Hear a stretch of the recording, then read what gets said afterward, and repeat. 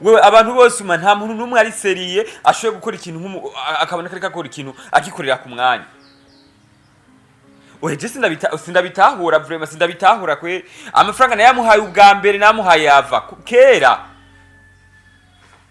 Nukuri k'Imana nenda kubeshya nibiki uko mwebwe kuzubariva egura nkanze mane handi ivyo ni kuribo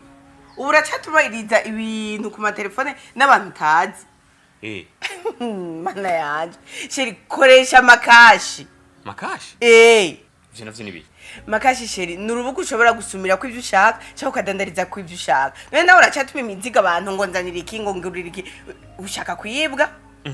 MaaKash sheri ni platform neza urumva isoko neza yindi bahozara batubwira ngo soko mujinga ni isoko yuzuye ngira nifu y'imyumba tuyishaka uyironka zana nkwereke mu telefone yawe wewe ikintu cyo bakibira muri telefone wowe udinaha mve ndakubesha uca muri Play Store cyangwa App Store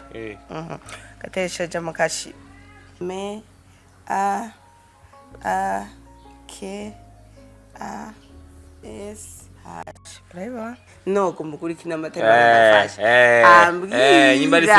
imbari surprise urumva rero wowe sawa bazi urabona ku kidandazwa cyose usanga ko nimero z'umudandaza muca mwivuganira ntavyo kurenza ko navyiki ibintu byo kubagavura nibiki burya na ya mashini wambwira nayo ndeye kuri MaaKash ungiye duhura yimwe iyo ndeye gushaka yeri kuyinsanza ngaha muhira